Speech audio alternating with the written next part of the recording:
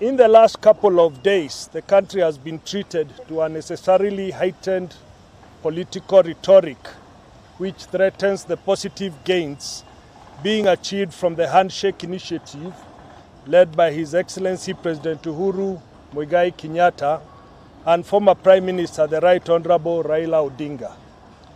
We national leaders who hail from Mount Kenya region would like to put the record straight on a number of salient issues raised in this pointless political discourse.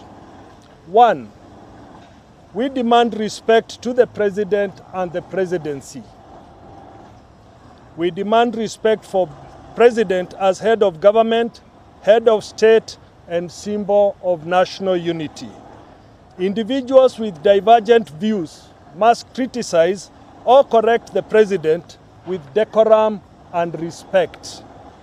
It is of paramount importance for individuals seeking the presidency now in the future to uphold respect for the office and the desire to occupy it in future. 2, on the President's legacy projects. From the time he got into power in 2013, President Uhuru Kenyatta has committed himself doing everything in his power to better the lives of Kenyans in all possible way. It is for this reason that the President came up with the legacy projects as captured in the Big Four initiative. In the Big Four agenda of manufacturing, food security and nutrition, affordable housing and universal health care. These are issues the country should be focused on and not pointless succession politics. On 3, which is a Building Bridges initiative, allow me to let my sister mother carry on from there. Exchange. Okay, that's it. I'll show you. Okay. It's easier than moving them. Yeah.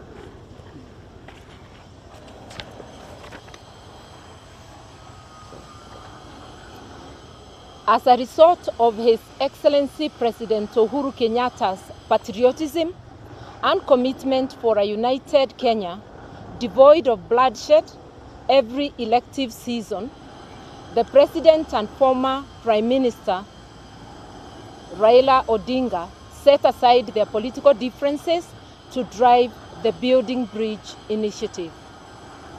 It is our considered opinion that it is unpatriotic of some politicians who are sabotaging this positive initiative for personal political gain, and this should not be allowed.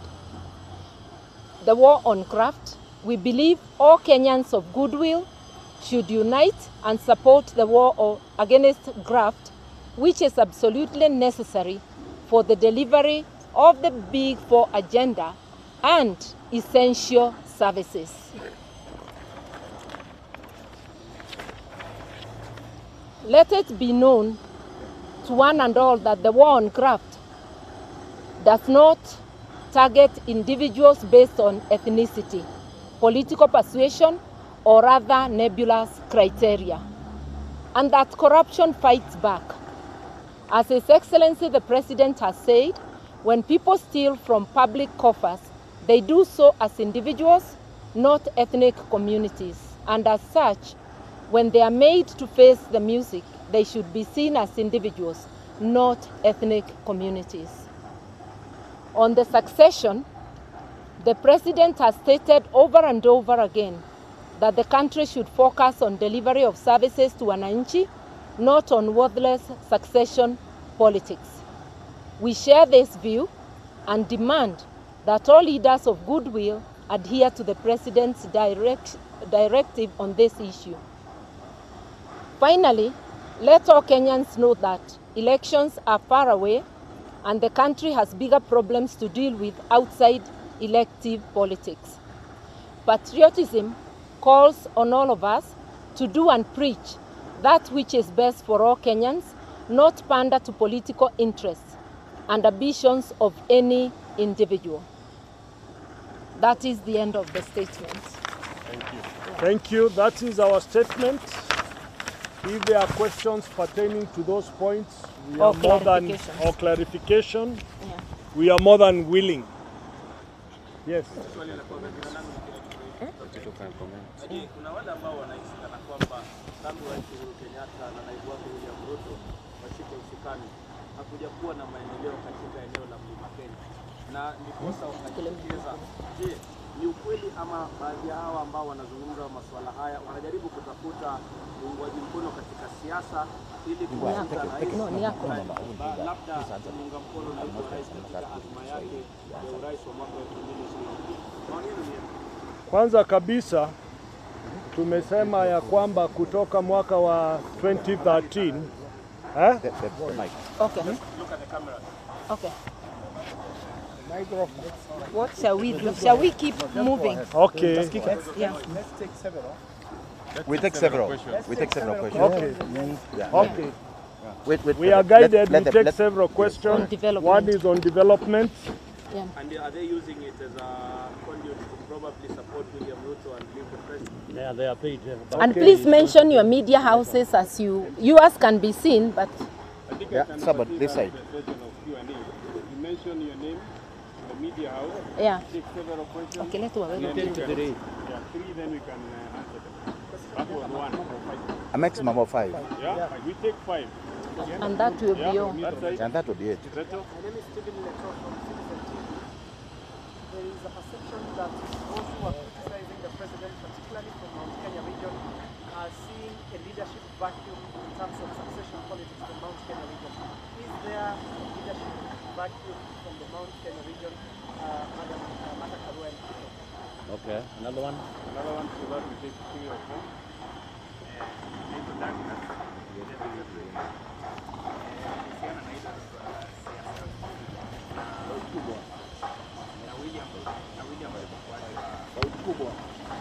Tusikie vile unasema. Kuhusiana hilo suala la siasa na William Ruto kuachwa nje na Raila kuonekana kwamba yamekuwa nafasi kusikizwa sana ndani ya serikali. Je, inawezekana kwamba I can take the one of the vacuum, eh? Okay. The last one, the last No, question. we said 5. You take No, on the these are leadership 4. vacuum. Those are 3. Vacuum is taking. Politics you take. You are not taking. This is not. Has anybody else? I'll take the vacuum. there was this forum that was used to be headed by Samira that time, now the senator, the Central Kenya Caucus. Yeah. Do you have such a plan that you have so that you can choose your agenda? Okay. One more. So one more, last one, then we can have Peter and Brother. Okay. This one there. This is the one that answer generally. The whistling African. You are from? The whistling African. Hiyo ni gani? The weekly? Very simple. Media. One and one, they get two. In terms of now this succession politics, it is like someone wants to get the deputy president position and the president position. If they put one in 1.5, they get 1.5. Now in terms of the president being a businessman and a negotiator, from your end, do you think the deputy president can succeed as president from your views? Okay. It's not there. Don't worry about that. We are done with the question. Now you wait for the answer. So we can do it this way. Okay. There are 5 questions we'll share with Honorable Mother and Honorable Kilemi. Let me start on the issue of development. And we've all been in Parliament. And we know how development takes place, right from voting it in Parliament and seeing what has been going on. I think one thing that is absolutely clear is from 2013, the President and the Deputy President have been focused on starting projects everywhere. And you have seen how many times both the President and the Deputy President, they have been in Central Province initiating projects. If those are not projects in Central Province, what are they? And we have to be very, very specific on this. because the president was very clear in Mombasa. He would like to see development at every corner of the republic. That is his mandate. And therefore, I want to appeal, and we have a few of the current colleagues here, that they know the route towards development and how development is voted. The forum for discussing development and allocation is in Parliament. It's not in the executive. What the executive has done over the years is to go out there and open projects that have been initiated. We come from the Mount Kenya area, and we know what has been done. And I think some members of Parliament spoke about it yesterday. So let us also be focused on the real issues so that we can be able to discuss this subject with the sobriety that is required of it. The second thing is, we are saying there must be respect, even if there is divergent of views. We can address this thing with a lot of decorum if there are issues that are there indeed. Now, on criticism and vacuum, let me allow Mheshimiwa Kilemi to do that. Yeah. We'll give the governor to us. No, we did after me, it will be governor and Yeah, the governor will come.